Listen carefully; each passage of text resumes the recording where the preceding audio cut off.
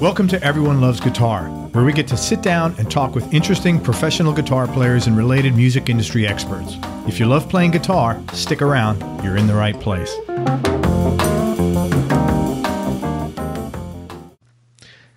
Hey everybody, this is Craig Garber from Everyone Loves Guitar, and it's really a treat for me to interview a lot of people, especially like my own personal guitar heroes, one of which I have on the show today.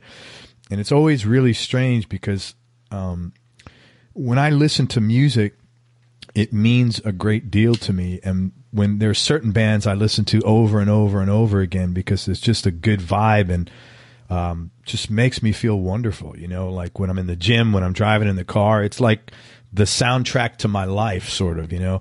And I'm with Thomas Juneor Andersson today, and he's one of those guys who's been part of the soundtrack to my life for, you know, at least 10 years. Thomas is one of the founding members and the sole guitar player for the band Kamchatka. They're out of Sweden. They are a really fucking fantastic rock band, very heavy blues and psychedelic influences, and the guitar plays a real prominent role in their songs. The songs have great melodies. You know, it's not the same old rock songs you've heard over and over again. And even though the band is definitely firmly rooted in blues rock psychedelia, they have a very progressive feel to the songs. The average song length is long, around 5 minutes. Some album cuts are as long as 8 minutes. Engineering and mastering on all these records is honestly first class, and it's a real honor and privilege to have Thomas Juneor Andersson on the show today. Thanks, man. Appreciate your time. Yeah, I appreciate it, Craig. Hi. So, hey, when we were younger, you know, you had rock music, and then maybe you had psychedelic rock, and then Zeppelin came along, and you kind of had hard rock. And today, it seems like everybody has a category, you know. And I was curious, how do you classify Kamchatka? Yeah. And I hate to even ask that. I'm just like, it's bizarre. I don't know. I look at it as, I mean, it's very rooted, as you say, in the blues music. That's that foundation. But I mean, it's a rock band, I guess, at the end of the day. But it's a fucking rock band for sure, man. Yeah. But yeah. There is so many influences. I mean, Per Wiberg, who plays the bass in the band, he used to play keyboards in a band called Opeth, metal band from Sweden. And Toby, the drummer, he grew up listening to Iron Maiden from the UK, and I played the blues since I was 7. So I mean, it's a mixture of a lot of things. Yeah. You know, I think they classify you. I've seen a lot of bands in stoner rock. And to me, that's kind of, it's just like psychedelic blues rock. I don't know I mean, there are some bands that like totally, you know, they're all about smoking weed and stuff like that. You guys are remote, you know, I don't get that vibe off you guys at all. No, but I think it comes from because we played a lot with Clutch from Maryland. Okay. So, and I guess they are regarded as a stoner, stoner band. Right. Yeah, they are from that. So we got connected with. I mean, we toured with them in 2008 through the States in the East Coast, and you know how it is. People like to categorize and have everything sorted so they know what to do. But yeah, so stoner, blues, psychedelic, melodic, blah blah blah. Yeah, that works for me, man. Hey, when we first spoke, you mentioned to me that when you first put Kamchatka together, you said to me, I really wanted to give myself 10 years to get this project up and running the way you wanted. And like you indicated that you knew you were going to have to make a lot of sacrifices in your life outside the band to get what you wanted to accomplish out of the band. And, you know, first of all, I wanted to tell you, I really respect that kind of a vision and a willingness to look at something long term. I think that takes a lot of discipline, not to mention the actual discipline to go and then do it. You know, a lot of people talk shit and I'm going to do this and this. You actually did it, man. And you've done great. You've done 6, really great albums. And as back then, if you could remember, what were you thinking about as you said, hey, I'm going to give 10 years. I want to do this. Well, considering that there was no music scene, no live scene in my hometown, especially not for blues rock or something like that. So the only way to do something for me and for the band was to go to the rehearsal studio 5 days a week for 10 years and write music, invite friends to the rehearsal studio, come over, have a couple of beers, listen to us play. We put up our own shows, like entrance fee or anything, just to play. We just played all the time. And the vision, I knew that we had something going on music wise, when you compare to what you hear on the radio, or if you compare to other recording artists. I knew that we had something, and that kind of, I just knew that it takes a lot of time. And as you say, discipline. We were like, yeah, we didn't have anything else to do than practice and play. I used to imagine that our rehearsal room was a small joint down in Austin. I used to imagine that, and we just played. And I mean, it's the hours that makes that makes you be able to play good. Yeah, I think a lot of times people disregard that. They just see a band. Like if someone came and saw you perform today, or if someone listened to the latest record, Long Road Made of Gold, it's, they're more likely to say, wow, these guys just came up out of nowhere. But nobody realizes the journey of, I'm sure it was freezing in the middle of the winter in Sweden. You're out there in the fucking rehearsal room banging it out for a few hours. Yeah. I also used to go there when during the night, because our rehearsal studio was in the harbor in Sweden, in my hometown in Varberg, and they had there is a big export. What do you say? They export a lot of wood to the U.S. as well, and they had a big garage for forklifts and everything, the big machines. I used to put my amplifier in there middle of the night when I couldn't sleep. So just playing guitar. So you just logged your hours in. Yeah. So now here you are 13 years and 6 really great albums later, and I was curious if you feel that you've accomplished what you set out to do. Yeah, I mean, the goal was, my only dream at that time was to record one album with our own songs, and that would be it, just to hear ourselves play in the record player, in the CD player at the time. But we just kept going. I don't know where we got the energy from. I think when we started to tour with back in 2007, we did 3 shows with Clutch here in Sweden, in the capital, Stockholm, and in the next biggest town, Gothenburg, and the third biggest town, Malmö. So that in 2007, and that was like, we got to compare ourselves, what we had done together, and we noticed that people really liked what they heard. And then the guys in Clutch, they really enjoyed, and later on invited us to the States in 2008. So when we started to tour and we could play bigger venues, we got new energy. So then it was much easier when we had people that listened to what we did instead of ourselves. Yeah. So yeah. No, sorry of that. No, so I mean, so as a blues guitar player, I mean, coming to Dallas and all those cities down in the south where when I listened to Johnny Winter and all those great cats, of course that was a big thing for me personally to to do what I wanted to do since I was 7 years old. I mean, I used to talk in the mirror after every day I practiced, and then in the mirror I saw Eric Clapton, but it was me, but I thought it was him. And I mean, we played Hideaway all over again from the Eric Clapton and John Mayall's album from 1966. And I was a little kid, you know, and talking to myself, hey, Eric, what do you think about that? How did I do?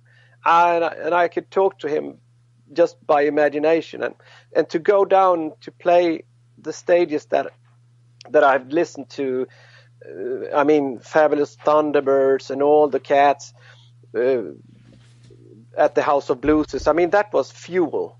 And that people, we sold 700 CDs on that first month as an unknown band. I think it was that was, I had made it, I thought, back then in 2008.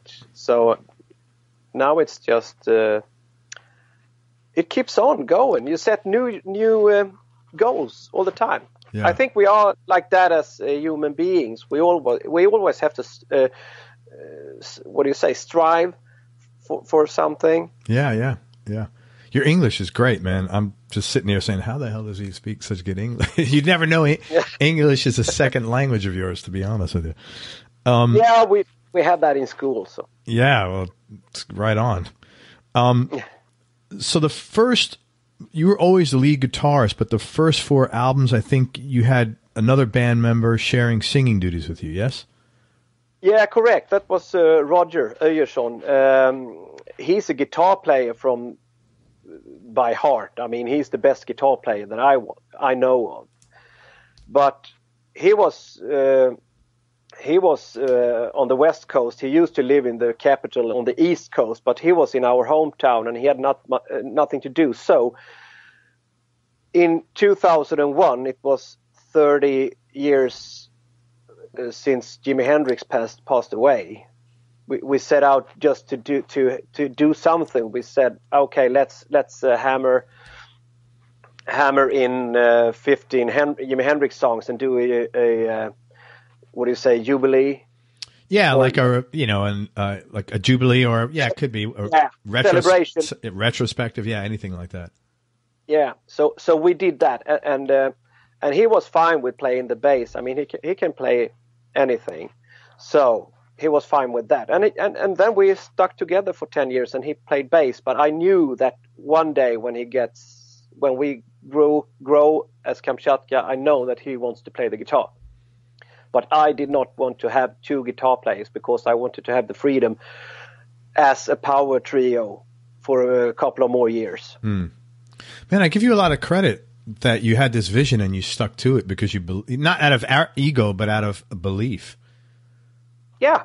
It's not about ego. I can play in all the other bands or jam or hang out with other guitar players. It's not that, but the vision was there. The picture in my head was there. Yeah, really. So I had to follow my heart in that.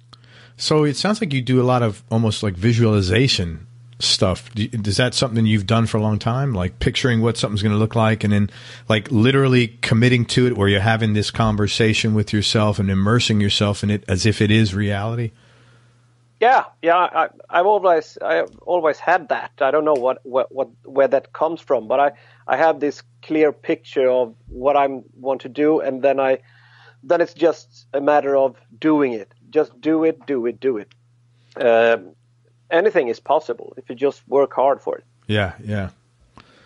I think that's great that you've done that. They've actually done studies about how effective that is, visualization and like living it as if it's happened, so I know that's effective. And, the only difference is a lot of people, they stop when it comes time to the doing, and then they say, well, shit, I kept imagining it and it never happened. No, you have to do the doing as well. Yeah, you got it right. It's a little bit of a caveat at the end there. Okay, so 6 albums in 13 years. For me personally, I love Volume 3, but honestly, the last 2 that I listened to are great. But and I listened to all of them in my rotation. The last one, as I said, Long Road Made of Gold, was great. There was some really cool surprises on there, like opens up with a banjo. That was like, I thought that was really cool. That's not what I was expecting from a Kamchatka record. No, neither did I. But I just, like with visualization, it was kind of the same thing. I just heard a fucking banjo, and I thought that. Do you play banjo? How many times have you picked up the banjo? No, I think it was the third time in my life. It wasn't that hard. That's great, man. It sounded great. What album is your personal favorite, and do you know if there's a fan favorite?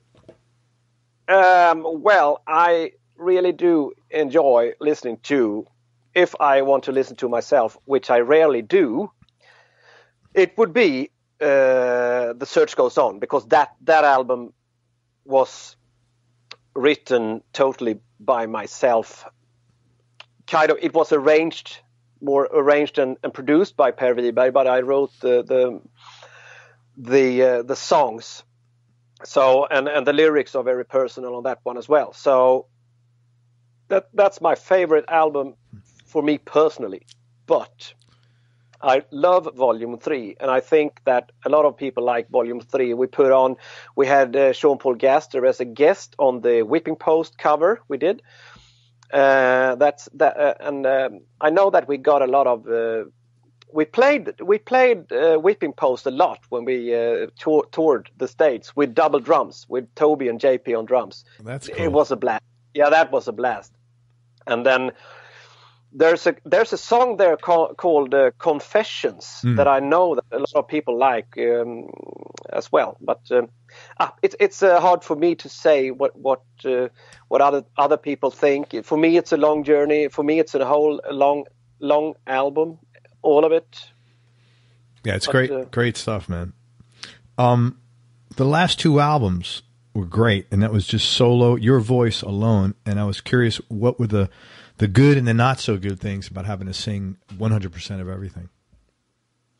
Well, it's not so. It takes a lot of power to sing. And I mean, I've not developed my voice.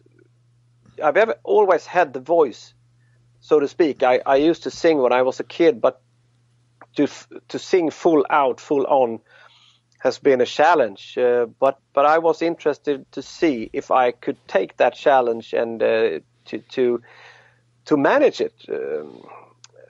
Roger used to sing. Also, we used to be like 50% each, and then you could rest when you played live. Rest for a song or two, and then so yeah, it's tough sometimes when I can feel that it can be a little bit too much responsibility on my shoulders sometimes. Sure. Especially when the voice, when you have toured for a couple of weeks and the voice starts to crackle, and you want to do a good performance and you want it to sound as good as you possibly can, and so that can be a drag. But well, I try. I do the best I can, and I try to be a little bit more careful with the voice when we tour. Well, I don't talk so much when I tour these days. And you sing in kind of a falsetto because your speaking voice is much deeper than your singing voice. No, it's not a falsetto. It's just that that's my singing voice. It's just much brighter, or what do you say? Yeah, it's a high. But it's not a falsetto. It sounds great, man. It really sounds good. Because I didn't know what to expect, because I was used to the both of you guys singing, and then it was awesome. The music, it's interesting. The music, now that I think about it, because it was all you, in some strange way, it was a little tighter. Yeah. I think so too. In some kind of way, I don't know what way, but in some kind of way, I think it was glued together in my head first. Yeah. I think it makes the impression that it's a bit tighter, and I think that you are right with that one. And the latest album as well. It's a little bit more in the face. Yeah. A little bit more tight. before the first 4 albums were a little bit more loose, I guess, a little bit more psychedelic and different types of songs, because Roger, he wrote 50% of that music, and so it's a different combination now when Per Wiberg writes, then it's a new combination. Yeah, I like the both. Yeah, they're both great. That's what you just said it. These last 2 records, it's a little less psychedelic and more driving. Yeah, it's more driving. Yeah. And that comes from Per Wiberg, definitely, because he is a lot more rock oriented. He's much more like he's my what do you say? I have always looked up to him. The first time I saw him, he played with a band called Sky High in Sweden. That was in 1987 or something. I was like 14 years old. And I saw this. They opened for Chuck Berry. Wow. And, yeah. That's pretty cool. And on the stage, I looked at the guitar player, of course, Claes Yngström, but the coolest guy on that stage was Per Wiberg, and with his long hair and all that. So he is rock and roll for me. He is my, what do you say, lighthouse in the dark sea. You know? That's cool. You know, I just thought of something. How far, like, are you from the guys in the Quill? They are from. Are they from in the middle of Sweden? I think. Oh, you're asking the wrong guy. I would, I wouldn't know north, south. I wouldn't know up or down if you threw out names. I mean, no, but I'm on the west coast here. You know, you have Gothenburg on the west coast of Sweden, and on the east coast, 500 kilometers to the east side, to the Baltic Sea. There you find Stockholm. I think they are from the Stockholm area, so that would be 500 kilometers. Which is about, what, 1,200 miles, I think? I'm not too good at miles. Yeah, I think it's like at the 1,200 miles. I think a kilometer is 2.2 miles or something like that. So just curious. Yeah, I don't know how big it was. So it's like from New York to Texas maybe, or New York to Florida probably. Yeah. Interesting. Yeah. Sweden is a very long country. I mean, it's like 230 kilometers long. Yeah. So, no, 2,300 kilometers. Yeah, so yeah. So that's about 3,500 miles. That's across the whole country of the United States. Wow. Yeah. Oh, I didn't realize it was that big. Holy shit. Yeah. It's a thin but long country. Hey, are you working on anything now that you're excited about? Oh yeah.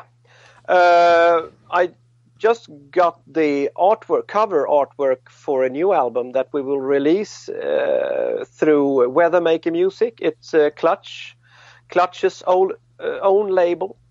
We have a side project, me and Per Wiberg in Kamchatka, and Jean-Paul Gaster, drummer in Clutch. We call the band King Hobo, and the album will be released, I guess, in a month. Awesome. Yeah, that's awesome. It's like a jamming project, but with real songs at the same time. So there's some blues there's some jamming, there's some rock in that too. I really enjoy playing with people like Jean-Paul Gaster. He is a big role model for me, as well as Per. So they feel like big brothers. We came very close, me and JP, over the years touring together, and good friends, good vibes. I have that, and also we're working on a new Kamchatka album. That's cool. That's really cool. Yeah, and I do a lot of Swedish folk music as well, some traditional jazz music. I do that, and then I'm working on a solo project also. Holy shit, man! You're a busy beaver. Yeah, I like to stay busy. I know. I mean, after the accident that I had in 2017, it's about. I like to keep it busy. I only have one life. I spent one. Yeah, man, I hear you. So can you? So I look forward to play the acoustic guitar in a solo project. That'll be cool. Also, that'll be great. And like I said, doors open. You want to come on here? We'll talk about it. We'll promote it. King Hobo. Can you say the name of the album yet, or is it too early? No, it will be called Mauga. Mauaga, I think. Mauga? Mauga. Mauga. Yeah, Mauga, yeah. What does that mean? And that is, it's like, it's a bird in my hometown dialect. I have a very special dialect which only 200 people know about. And that particular bird is called Mauga in my home dialect. So it's very limited knowledge there. That's kind of cool, man. It's a secret club. Yeah, it's a secret club. And it actually comes from where we recorded the album here in Sweden, in our rehearsal room in Kamchatka studio. And JP, Sean Paul from Clutch, they were on tour. And when he got off the tour, he flew from Stockholm to Gothenburg, and we picked him up. And we went to a place to eat. So we ate down by the sea, and we had bought sandwiches at Subway. Subway in Sweden? Yeah. Oh yeah. That's funny. What kind of sandwiches do they have there? There's all the subs that you have in the States. Okay, so it's not like kippers or little Swedish fish or anything like that. No. It's the same thing that you guys have. Like roast beef and turkey and all that, and chicken. Yeah. Okay. Interesting. All that. Yeah. So, but we said to JP when we came down to the sea, by the sea in my hometown, that mind the birds, JP, mind the birds. So, but then it's actually a seagull. Yeah, sure. Yeah. Sure. Mauga is the word for seagull in my hometown own language, gotcha. which only 200 people in Sweden understand. But a seagull, a Mauga came and took JP's Subway. So wait a minute. So that was the name of this. That's a great title. A good story behind that, man. Yeah. So you speak, how many languages do you speak? You speak English, Swedish, and then this dialect? Yeah, the dialect is a mixture of Dutch and Danish. So I talk a little bit of Dutch and a little bit of German as well. So. Wow, that's awesome. Yeah. So you said you grew up on the west coast of Sweden. Was it a big city, a town, a small town, or? No, the fishing village where I come from, and Toby, there were like 200 people there, all based on fishing, the fishing culture and everything. But the town Varberg is like, I think it's 60,000 in the community, and our biggest nearest town is Gothenburg, which holds, I would guess, 500,000. Okay. So 60,000 is a like small to medium. Would that be a small to medium sized town in Sweden? Yeah, medium size. Medium size. Okay, interesting. What was growing up there like? Well, I was different. For me, it was different. I was always I don't know. I'm a social person. It's not that. I had friends, but I had my guitar in my room, and I had listened to the blues, listening to Chuck Berry and all those cats, those first generation of rock and rollers from the States. All of those greats, Fats Domino on the piano and all. Yeah. So I had my own world, but at the same time I had the normal world, which we all live in, kind of like with friends and school and all that. But it always felt like I lived the normal life as a theater. Interesting. And the music world for me was the real world. So it was kind of weird, I guess, sometimes. But I had a good upbringing, nice parents, and my siblings and the family. No bigger. We were raised by our mother because my father was out on sea all the time. He was only back home on Saturdays and Sundays. Then he was out on sea again. So, but that was normal to us. Sure. Are your parents still around? Yeah, they are. They are alive and kicking. Good, good. Does your dad still work, or is he retired? He's retired, but he has he's always out at sea anyway. That's his normal. Yeah, yeah. No, I totally get it, man. Let me ask you this. I think people that play the blues or people that play metal, I think there's a tremendous amount of emotional energy that goes into doing that. And I always find that, and myself included, not that I call myself a guitar player next to you, but those people that do that, it's almost therapy to play. Yeah. And in some ways we are all kind of exercising some demons in a way, or just ridding our emotional, crap that we have, and it comes out through the music. Yeah, it does. Yeah, for you, is there anything in particular, if you're comfortable, that you feel like? What are your demons that you've been able to like help make yourself right through music, through playing the blues? Well, I mean, I've always been like the black sheep of the family. So I started to tour and play when I was 17 and just living on the bars. I mean, there was a lot of alcohol going on and other stuff as well. And after a couple of years, when you go into being 30 years old and been doing that for a long time, it gets to you. Yeah, man.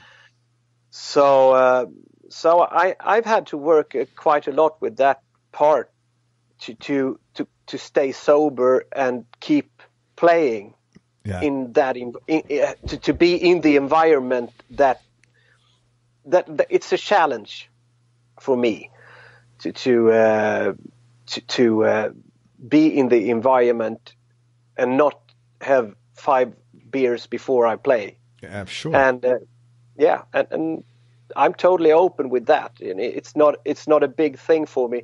I have found out that I can do it. Yeah. I can play without. I mean, I didn't drink when I was a kid, so I started to play guitar before that. So I just had to relearn the head a little bit. Is stuff like NA or AA? Do they have that over there? Alcoholics Anonymous, or no? Like programs like that? Is that like out in the open over in Sweden? Yeah, it is. Yeah. It is. It's the worldwide movement of AA and all that. Yeah. I mean, I think it origins from southern states, right? Yeah, I believe it was originated down in the South somewhere. Yeah, yes, I don't know where, but yes, it was somewhere down in the South. Yeah, I was curious how it's interesting how the world has changed. Even like when I started dating my wife, we've been together 25 years, and something like counseling or therapy, at least in England, which is a very conservative, socially country, people don't talk as freely. It's been my experience anyway. Maybe they do now, but all that stuff was very hush hush back then. Yeah. Yeah. You guys have always been, I think, very, what do you say, kind of open with, I have to see, like, you can hear, I have to see my therapist, or I have to go to the, and I think that is kind of natural. Yeah. Well, I mean, in my world. Yeah. Well, everybody's got something fucked up about them, and you can't, I mean, it's just the way life is, so you got to get some help sometimes. But having said that, we're open about that, but God forbid, they try to show a set of boobs on television that, then no. Yeah. So it's contradictive. Extremely. Whereas, you go to France or like Asian countries, as you know, that it's very open there. Oh yeah, boobs everywhere. So it's really, I mean, it's very very strange how some of these things exist where, one thing is okay, but another and I don't even understand them. I just like do whatever I have to do to take care of myself, and I associate with people that, sort of think in a similar way. But it's kind of weird here. Certain things are very open. And, Yeah, it can be hard to get the head around some of the. You can be very free and open with some things, and some things you cannot. And from Sweden, it can be like, okay, this is allowed, this is not allowed. You can buy a gun when you're 18. You cannot do that when you're 18. You can. It's very hard to get around some of the things. But of course, you take the rules.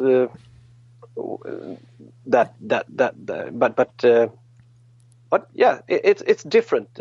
It's very different from state to state, I guess, as well. I mean, you have the states, they differ, I guess. In the states, a lot of the laws and stuff, right? Some, not as much as it used to. Things are pretty much becoming more uniform here. You don't really have extreme, like, the big thing is now like weed.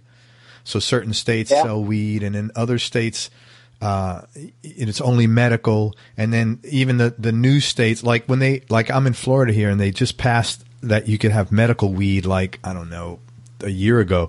And when they first did it, it was really funny because it was like a very strict, like 5 or 6 things, and they were all pretty severe illnesses that you had to have.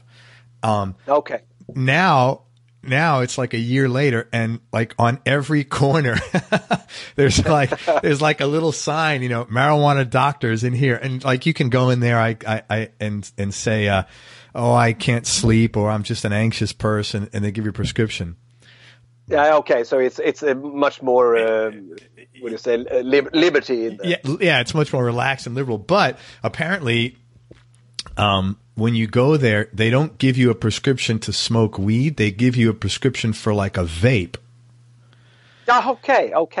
So it's or edibles. I don't know. It's just it's just really strange how things like, well, let's test it out. And I think it's all, to be honest, in my opinion, is everything is driven by money.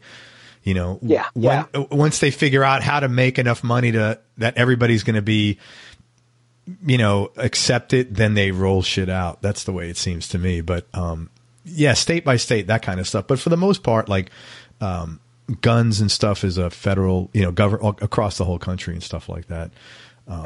Programs like AA and NA, those exist all over the place. And I've talked to a lot of, musicians who've gotten sober, and it's funny. Not funny, but they say, hey, I always go to meetings now, even when I'm on tour. And they say, shit, I was always able to find the drug man. I certainly can find a meeting now, Which makes sense, So you said you started playing at 7. How did you start getting into guitar originally? Well, I got a acoustic guitar from my dad. It just used to lie around in the house. So I started on that, and then I got a Christmas gift, I guess, in 1979 or 80. I think I was like 9-10 years old when I got my first electric guitar. So it was like that. Did your dad play guitar? Yeah, just a little. He plays accordion. Oh, that's pretty cool. Is that a common instrument in Sweden to play?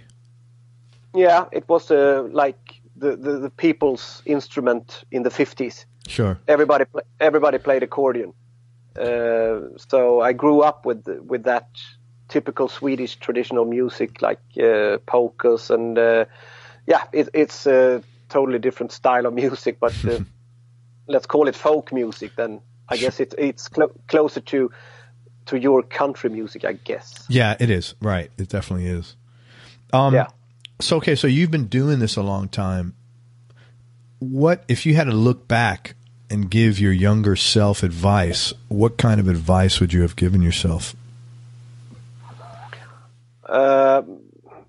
Maybe I'm pretty happy with things. It's not that, but if I knew how long time things can take, I should have played it a bit cooler. I've been working very hard.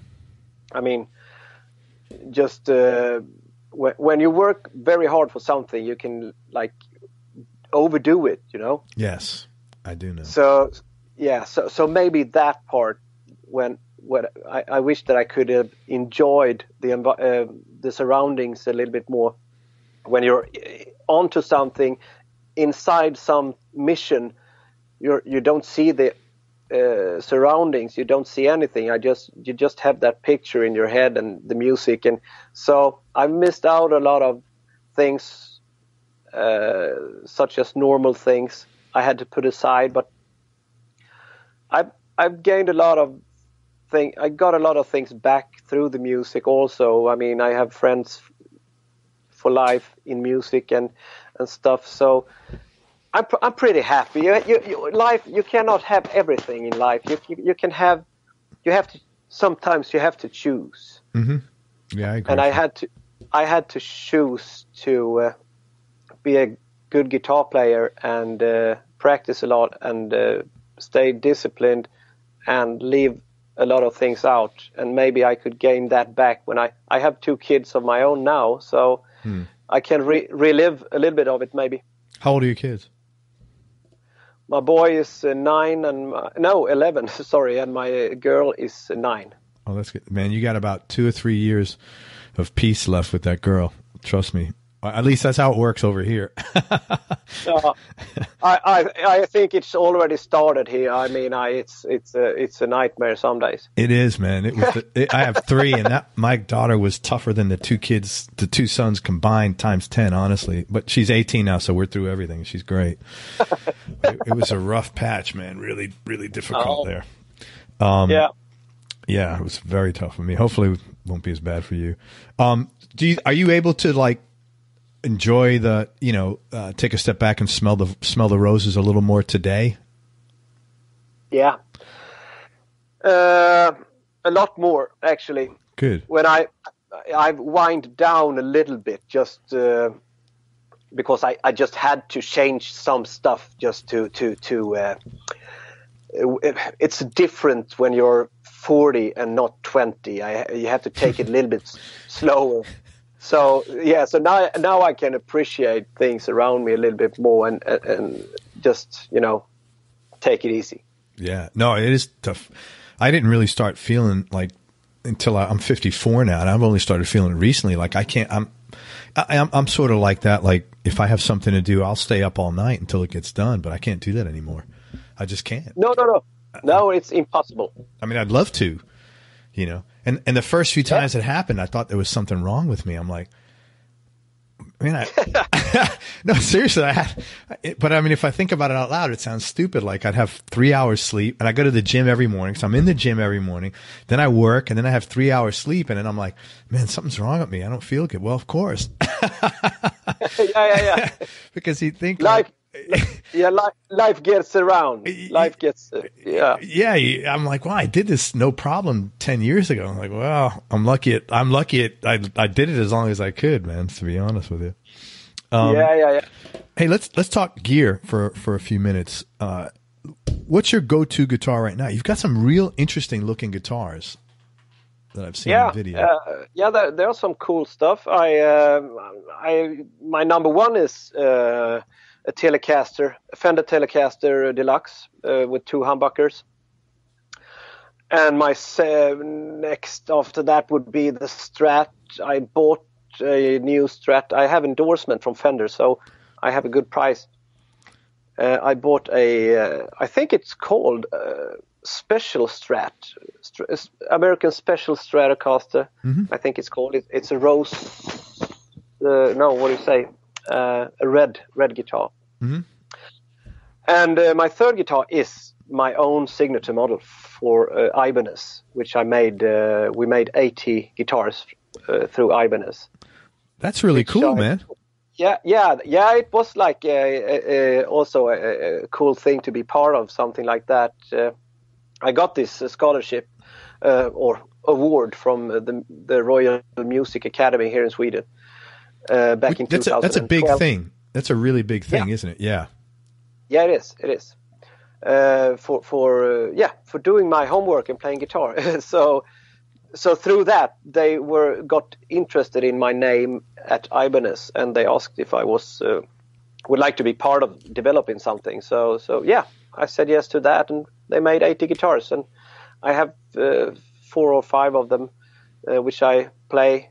But I play them when I play folk music and jazz. I don't play them so much with Kamchatka because they are a little bit softer in some kind of way. I don't know. It's a little bit more bite in the humbuckers from the Telecaster Deluxe.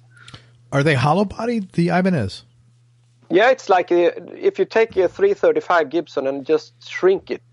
Oh, okay. So, okay, great. Man, if I come to Sweden, I want to see that guitar. That's really cool that you get your own signature model there, man.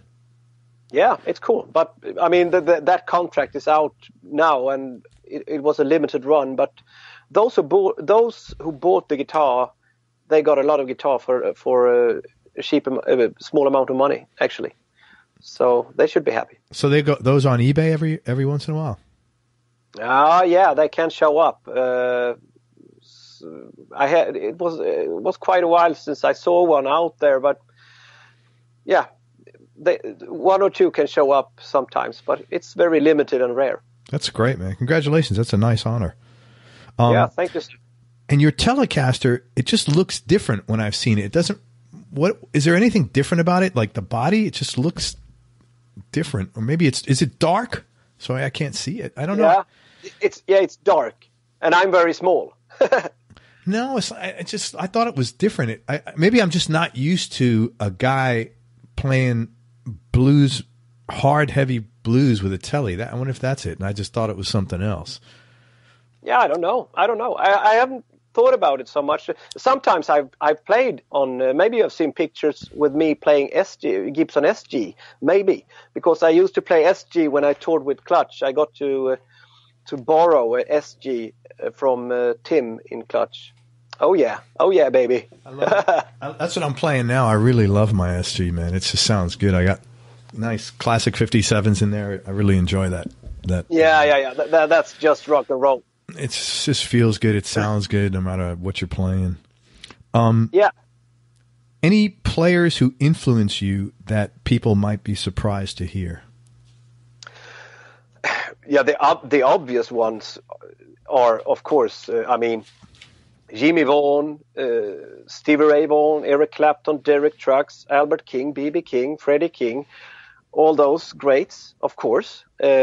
Some Gary Moore also, and but there is one jazz guitar player here. He's dead now, unfortunately, in Sweden. His name was Rune Gustafsson. He was like the government-owned radio. He was the guitar player to call when they did all the music in the radio, and he was phenomenal. He played beautiful, and he's one of my real favorite. But I like Billy Gibbons. I like a lot, but that's also obvious, I think. So it's not so many surprises, I guess. Yeah. Yeah, I was just curious who the off guys were. I was curious, is it easy to get lots of different guitars in Sweden?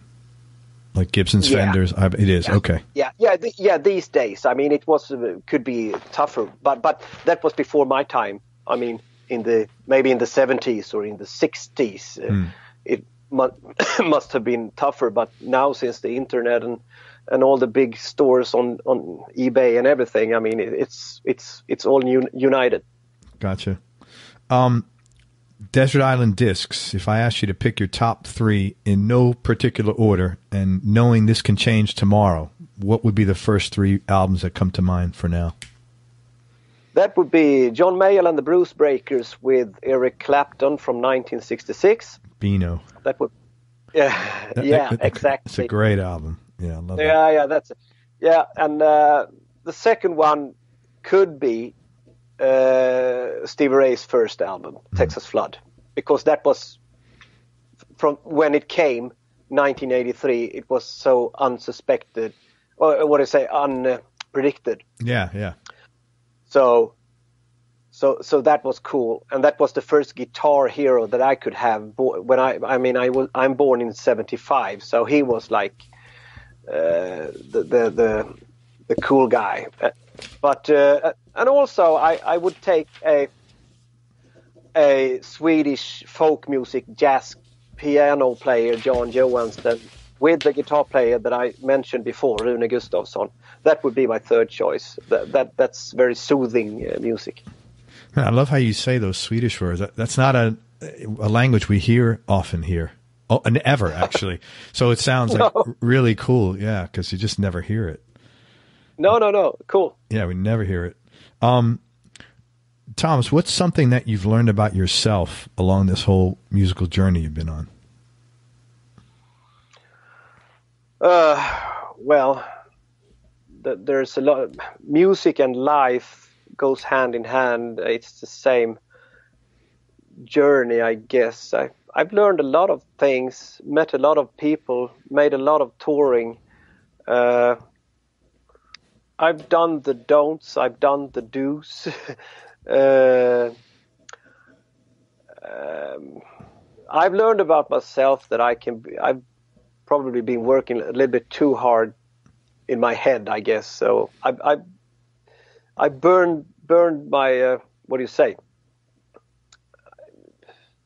I could self-implode sometimes. Burnout, yeah. So I've learned to handle that, just to take it a little bit easy. But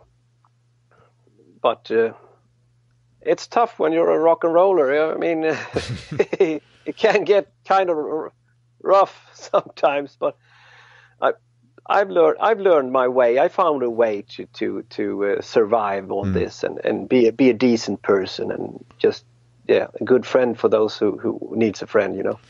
Yeah, you're probably just super driven.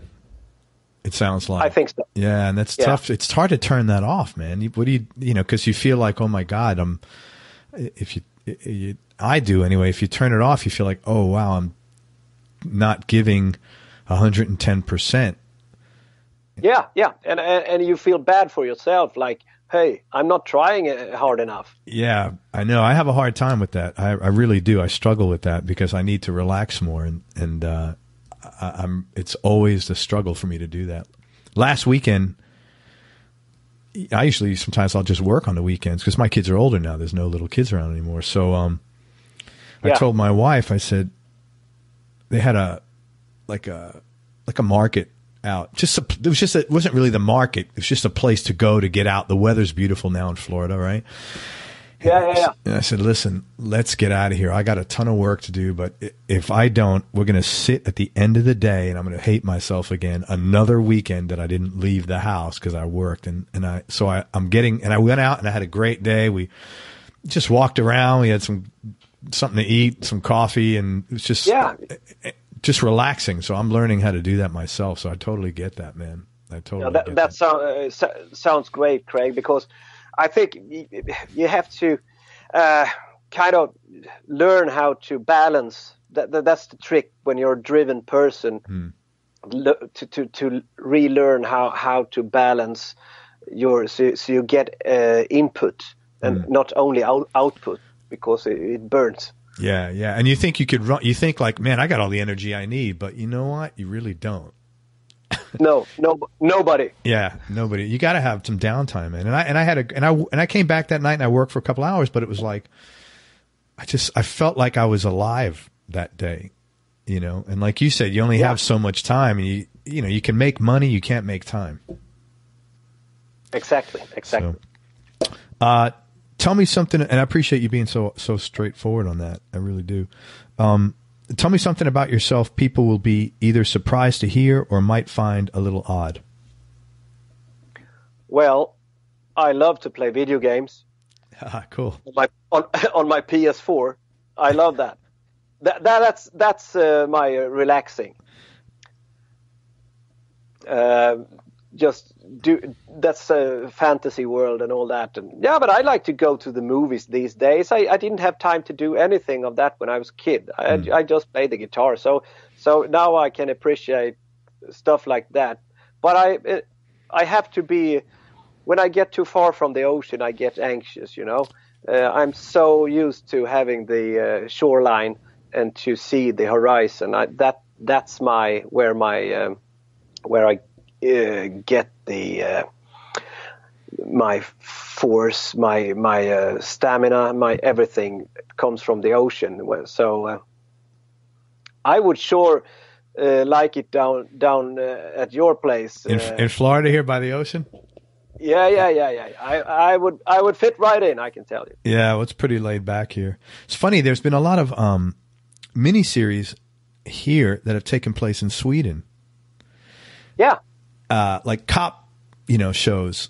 I can't think of the names, but I'm sure that you'd know them if I did. But and a lot of the scenes, you see that all the stuff, the vessels and the ocean in the backdrop. Now that you mention it, I like that because I grew up in a city, so I never saw stuff like that. So I appreciate nature when I see stuff like that now. So I always admired that. Now that you mention it, really cool. I guess we don't have the big cities like you guys have in Sweden, of course. We are a lot of people like to go out in the nature. We are like, I think that's maybe a difference from it depends on which state we are talking about. Of course, I mean you have big open spaces in the middle of the states of your country, but Swedish people, they like to go out in the nature and be by the ocean and in the forests. I think we have that close to. It's important to us. I think that's actually much healthier, to be honest with you, to do that stuff. It just, and especially I read articles all the time now. They're having stuff like tree therapy, and I don't know if it works or not, but I do know being out amongst the nature is a very relaxing, thing, and that there's never anything bad to come of that, No, exactly. It's all good. It's all good. Most important thing your dad taught you? To do anything you want, but do it 100%. Then you can do whatever you want in your life. He grew up out on the ocean, so he didn't raise me in that perspective. But the lesson he taught me was, here's a guitar. If you can play it, if you know the tones, when I come back next week or next Saturday, then I'll give you a new lesson. And when you master this, just go grab it. So the guitar for you was also a very foundational connection with your dad. Oh yeah. Yeah. Okay. That's great. It was. Yeah. It means so much. My whole upbringing, my whole bone structure, everything is around the guitar, I guess. It's my connection to my father as well. He was in the house on Saturdays and Sundays, and every Sunday we visited my teacher. I had a private teacher, guitar teacher, and that was like every Sunday. First my sister 1 hour with her teacher, and then me with my teacher 1 hour, and then he went out at sea. So it has a very deep meaning to me, the guitar. That's great, man. I'm glad.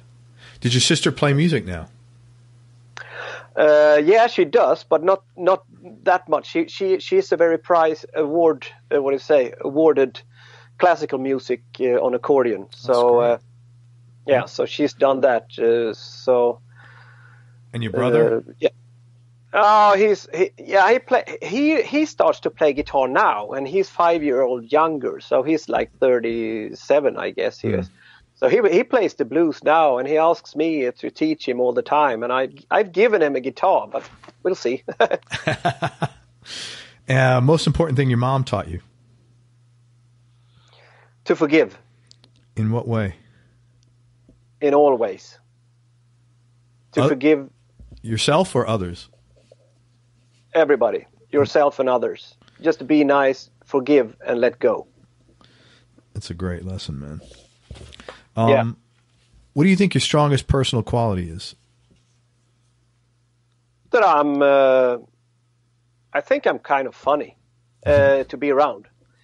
You should never say that about yourself, but Yeah, That's people great, seem to man. enjoy. People seem to enjoy my company. That's great. I'm always positive and driven, and I never see a obstacle. It doesn't exist. It's just go get it, man. That's awesome, man. You're also very direct and straightforward, which I love and appreciate immensely. I can't tell you how much. Cool. What's your favorite food in Sweden? And what, if you remember, what was your favorite food when you came to the States? Well, my favorite food here is, of course, my mom's food, but that's like in every home, I guess. But Swedish meatballs with potatoes, and I mean that's it's still very good. I bet. And how about in the States, I mean,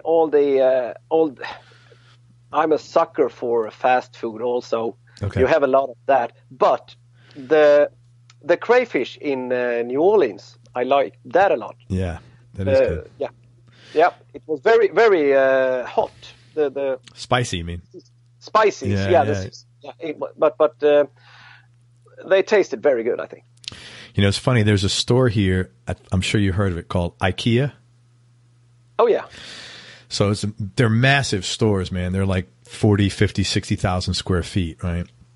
And in each one of them, they have a little, well, I guess it's not really little. It's a kitchen, a cafeteria. And they pump out those Swedish meatballs, man. People eat them like they just discovered food, man. They just gobble those things up. Swedish meatballs. Yeah. That's really funny. Yeah, it's funny. I guess it's our biggest company on export. I guess IKEA and Volvo. Yeah. I guess it's big as well. That's funny.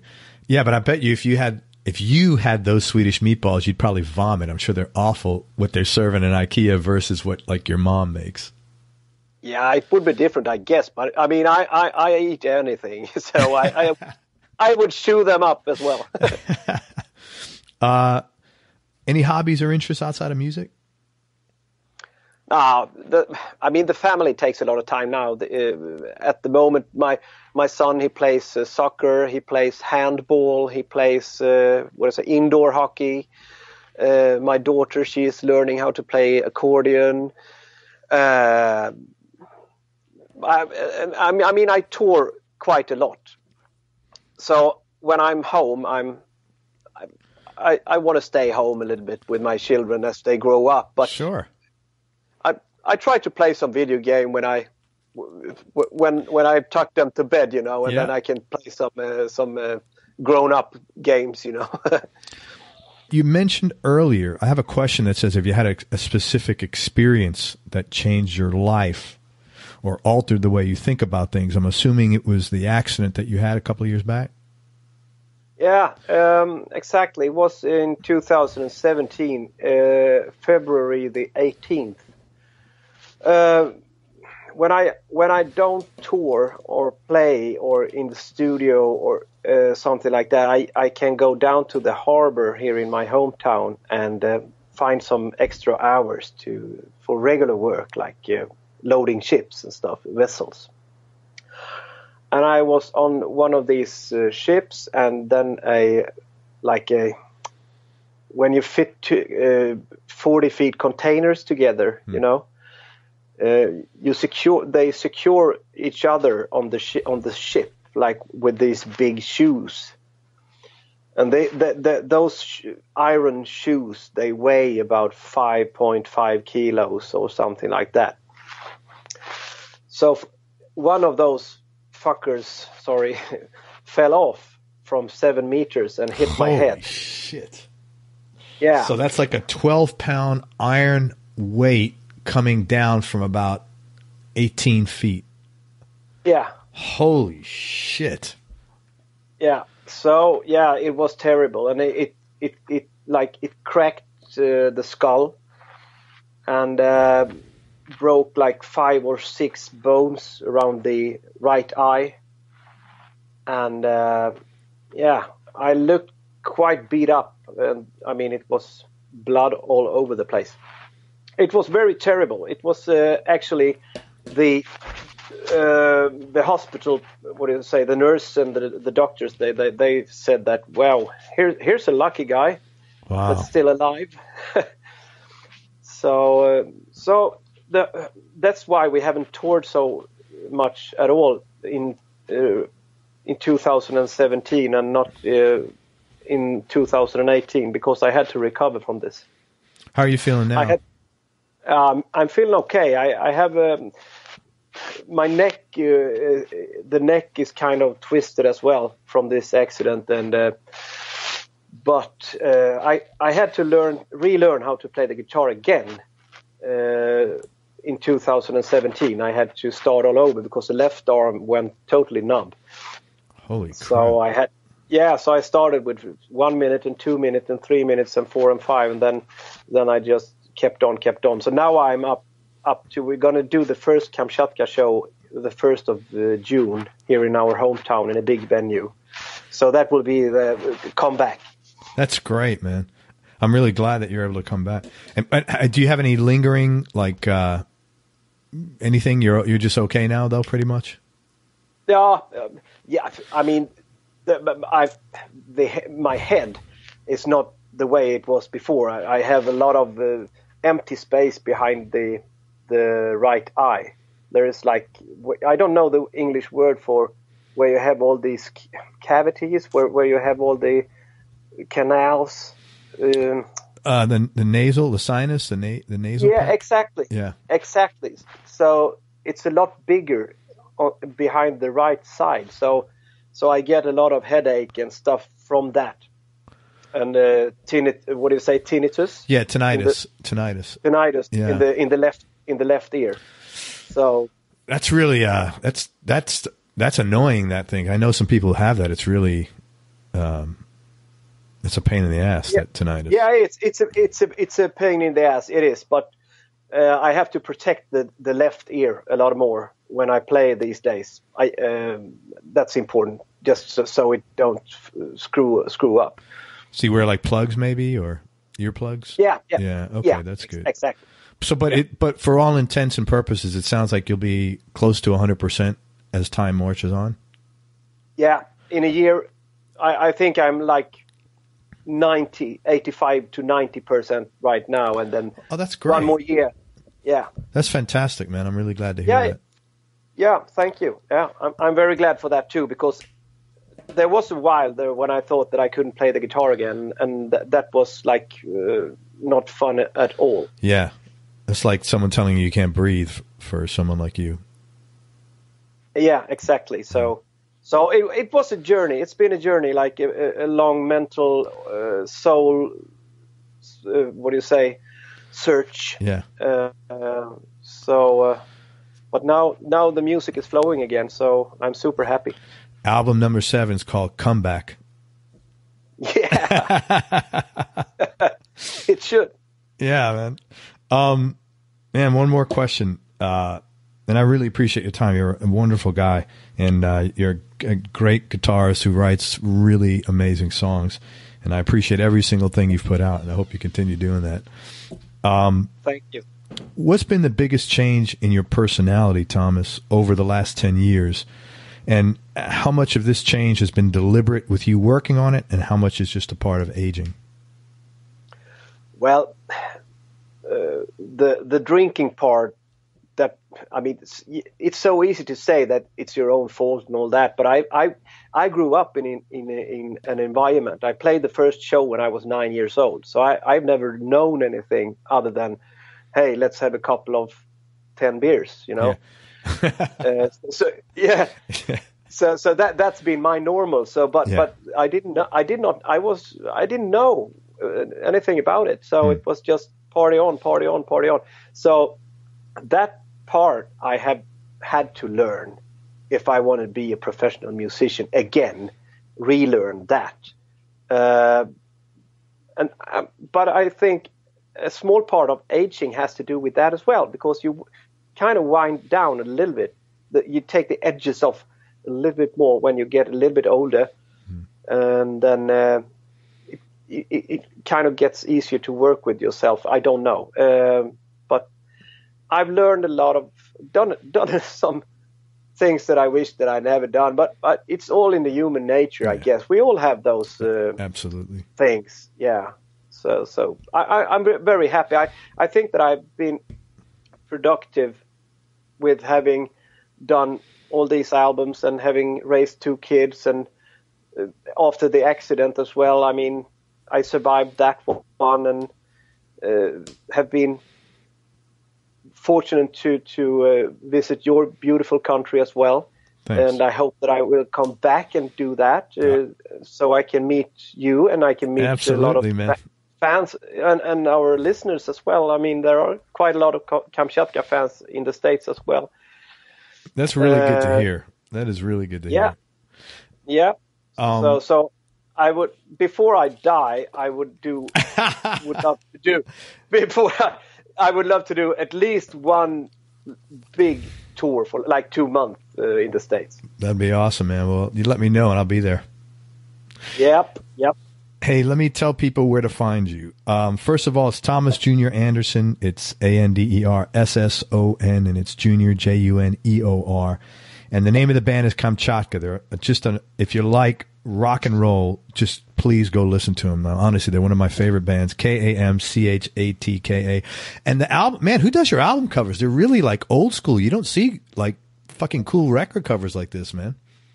No, it's actually Per Wiberg who plays the bass as well. He is an artwork designer. He does that? Yeah. Holy shit, man. Those are really cool. Yeah, they are. They are beautiful in the vinyl format, you know. We have some posters and stuff as well. Like, he does some really tripping things. And you know, it's really cool. Like the first 3, actually the first 4, you know, he cut the horizon. You know, and the first one, it was cut with the mountains, and the second one, it was cut with the ocean, the third one with the trees, and the fourth one is like kind of a desert, you know, or scruffy, you know, Western old shrubs. It really clever how he did that, and it was some not very continuity between, but you know, the styles are really cool, man. That's great, really cool, man. Yeah. I actually had that idea at the same time when I started with the whole idea with Kamchatka as well. I wanted to have everything like it's one long journey. Yeah. So people could feel that they were on the journey with the band. Well, so that's. Yeah. Sorry, I didn't mean to cut you off. I'm just enthusiastic. The search goes on. That's like searching down in the ocean. Long road made to go. Everything it's really cool. I like how you've done that. Good concept. He's very, very talented. He does a lot of tour posters, and he gets a lot of job from other bands to do their cover art and all that stuff. He's great. Awesome. You got something coming out with JP from Clutch soon, correct? And Mauga, King Hobo. Yeah, King Hobo. Yeah, we will. I hope that it will be released like. I saw the album cover made by Per again as well. Yesterday I got it in the email. So I guess it's coming. And it will be released through Weathermaker, Clutch's own label. It will not be on CD. It will be only digital and vinyl. That makes sense, man. No one's buying CDs anymore. No. It's dying. And you know what I heard? I don't know if this is true. I heard that Apple is stopping selling all downloads in 2019. I don't know if this is true, but it's going to be streaming. That's it. Yeah, that's what people. That's what you're hearing. The same thing. Yeah. I mean, we have Spotify. It's a Swedish company. So everybody uses that. Yeah. Okay. Same thing here. Everybody uses Spotify or Apple iTunes, except me. I just listen. I have all this music. I have to join the bandwagon sometime. And then you have something going on with. Is there something else going on with JP besides King Hobo? You never know. You never know. There's always something cooking, you know. But no, I think we will focus on releasing 3. We will record 3 new Kamchatka songs, and that will be released before this summer, before we start to tour in Europe this summer. And then in the fall, we will record a new studio album with Kamchatka. And what happens in between that, I don't know. There's a lot of things in the air. Great. And then you hopefully have your own solo album with some acoustic work on there. Yeah, I'm very tempted to kind of squeeze that in the between as well. Well, awesome. Hopefully, by the time that comes out, I'll figure out how to play music on this show, and you come back on. We'll sing. We'll play your stuff and let people get a little. taste. Yeah. Would be an honor. Man, no, it'd be an honor for me. Thank you for everything. I can't thank you enough. You're a really, really awesome guy, and you sure you're not American, man? You're so out there. You're so direct. Yeah, I think I've toured so many years, so I you absorbed it. Yeah, I absorbed it. Yeah. All righty. Listen, thank you for everything. Everybody, thank you so much for listening. I hope you enjoyed this interview as much as I did. Thanks again to Thomas Juneor Andersson for spending time with us. Check him out online and at Kamchatka. Go to everyonelovesguitar.com. Sign up to get notified about future episodes along with some early product announcements. And most important, remember that happiness is a choice. So be nice, choose wisely, and go play your guitar. Have fun. Till next time, I'm out, everybody. Peace and love. We hope you enjoyed this show. If you did, subscribe to the Everyone Loves Guitar podcast, and you can do this online at everyonelovesguitar.com or on iTunes. And if you like the show, please leave us a 5-star positive review. The more 5-star reviews we get, the higher our show ranks, and higher rankings mean we get to continue speaking with cool, interesting guests on our show. We'll see you on the next episode, and until then, keep playing your guitar and have fun making music.